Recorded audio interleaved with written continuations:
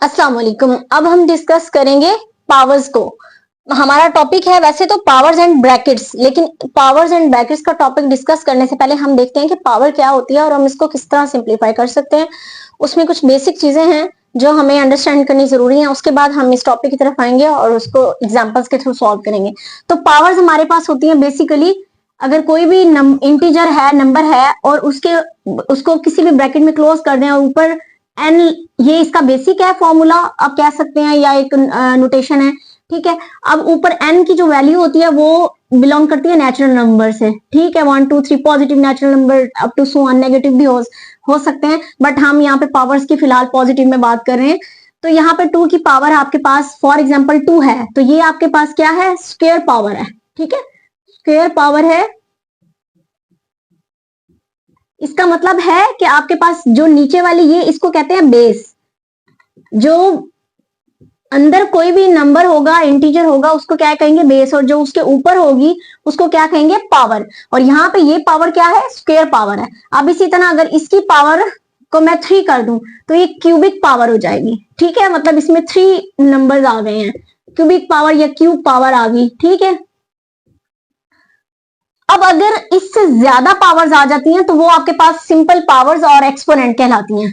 अब यहाँ पे हम इनको देखना है कि अक्सर हमारे पास ऐसे होता है कि बेस, ये जो अंदर वाली होती है, इसके साथ नेगेटिव साइन आ जाता है। तो फॉर एग्जाम्पल अगर हमारे पास इस तरह से नेगेटिव साइन आ जाए तो हमें कैसे पता चलेगा कि हमारे पास आंसर के साथ नेगेटिव साइन आएगा या पॉजिटिव साइन आएगा? क्योंकि कुछ ऐसी पावर्स होती हैं, फॉर एग्जाम्पल नेगेटिव 100 या फिर नेगेटिव 2 की पावर 100 हम कर देते हैं, वो ज्यादा क्लैरिफाई करेगा बात को।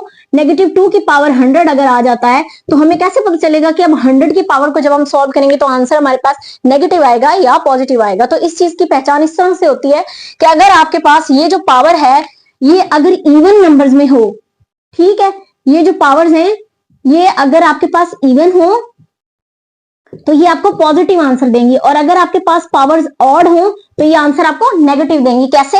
अब जैसे ये आपके पास नेगेटिव 2 की पावर 2 है, तो इसका मतलब है नेगेटिव 2 मल्टीप्लाई नेगेटिव 2, ये 2 टाइम मल्टीप्लाई होगा और इसके साथ जितनी दफा इस नंबर को लिखेंगे उतनी दफा साइन भी साथ आएगा। तो नेगेटिव नेगेटिव क्या हो जाएगा, पॉजिटिव, और 2 2 और क्या होता है हमारे पास, 4 होता है, तो पॉजिटिव 4 आंसर आ जाएगा। तो इस तरह से जो भी पावर इवन होगी वो हमें आंसर पॉजिटिव देगी। अब अगर सॉल्व करते हैं नेगेटिव 2 की पावर 3 को, ये था नेगेटिव 2 की पावर स्क्वायर को हमने सॉल्व किया था। अब अगर हम क्यूब को सॉल्व करते हैं तो इसमें ये देख लें आपके पास आंसर, अब ये जो 2 है ये ऑड नंबर है, ठीक है, और ये जो था ये क्या है, इवन नंबर था, तो इसलिए इवन नंबर ने हमें आंसर पॉजिटिव दिया। आप देखते हैं ऑड नंबर हमें जो है वो क्या आंसर देता है। तो इसका मतलब है नेगेटिव 2 3 टाइम ओपन करना है, तो नेगेटिव नेगेटिव क्या हो गया, नेगेटिव नेगेटिव पॉजिटिव हो गया, और अगेन पॉजिटिव नेगेटिव हमारे पास क्या हो गया, नेगेटिव हो गया। तो इस तरह से हमारे पास, ये मैं इधर लिख देती हूँ क्लियर करके, नेगेटिव नेगेटिव क्या होता है, पॉजिटिव, और अगेन पॉजिटिव नेगेटिव हमारे पास क्या हो गया, नेगेटिव। तो इस वजह से आंसर क्या आ गया, नेगेटिव। और इसको मल्टीप्लाई करते हैं, 2 2 और 4 4 2 और 8, तो नेगेटिव 8 हमारे पास आंसर आ गया। तो इस तरह से हमारे पास पावर कोई भी बड़ी टर्म में हो या छोटी टर्म में हो, हमें पता चल जाएगा कि हमारे पास आंसर किस तरह से आएगा। और पावर जितनी होती है उसके अंदर वाला नंबर उतनी टाइम मल्टीप्लाई होता है, सेम नंबर। ठीक हो गया, तो ये हमारे पास बेसिक एक पावर का कंसेप्ट था।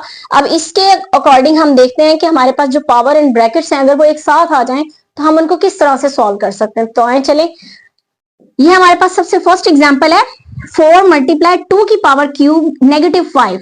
अब ये 4, अब हमारे पास रूल है कि सबसे पहले हमने ब्रैकेट्स को सॉल्व करना है। तो अब ब्रैकेट के अंदर हमारे पास क्या आ गई, पावर या एक्सपोनेंट। अब पावर को एक्सपोनेंट भी कहते हैं।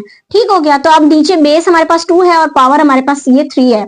अब हमें पता है कि 3 नंबर जो है ये ऑड नंबर है, तो इसका मतलब है कि हमारे पास आंसर जो है, अगर यहाँ नेगेटिव होता तो हमें ये नेगेटिव आंसर देता, लेकिन यहाँ पे पॉजिटिव है तो इसलिए हमें इस बात का जिक्र करने की यहाँ जरूरत नहीं है। तो 2 की पावर क्या है, 3 है, तो इसका मतलब है कि 2 को हम 3 टाइम लिखेंगे और वो 3 टाइम एक दूसरे के साथ मल्टीप्लाई हो जाएंगे। अब जैसे इसको मैं मल्टीप्लाई करूंगी तो ब्रैकेट रिमूव हो जाएगी, 2 2 और 4, ठीक है, और फिर 4 को 2 से मल्टीप्लाई करेंगे तो 4 2 और 8, तो ये 8 आ गया, नेगेटिव 5।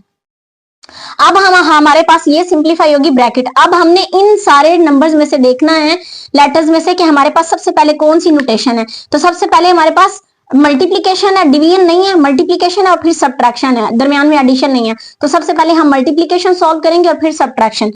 4 8 और हमारे पास क्या होता है, 32 होता है और -5। तो ये हमने ब्रैकेट सिंप्लीफाई कर ली, क्यूब थी, क्यूब में हमने तीन दफा उसको लिख लिया और फिर उसको मल्टीप्लाई कर लिया तो 8 आ गया। और पहले हमने मल्टीप्लाई सॉल्व करना है तो 32 आ गया। अब हमारे पास हमने इसको सब्ट्रैक्ट करना है, तो 32 में से 5 चले जाएं तो आपके पास 27 रह जाता है और यही आपके पास आंसर है। तो इस तरह से अगर आपके पास बॉडी मैथ्स रूल के अंदर पावर और ब्रैकेट्स एक साथ आ जाती हैं तो आपने सबसे पहले पावर रिमूव करनी है और उसकी ब्रैकेट रिमूव करनी है, उसके बाद आपने उसके जो ऑपरेटर्स हैं उनको आपने सॉल्व करना है। ठीक हो गया। और ऑपरेटर्स का हमारी जो अरेंजमेंट है वो किस तरह से होगी, ये आपने सारी इस तरह से सॉल्व करनी है, division, multiplication, addition and subtraction. अब चलते हैं नेक्स्ट टॉपिक की तरफ, मेरे साथ जुड़े रहिएगा, अगली वीडियो में देखते हैं।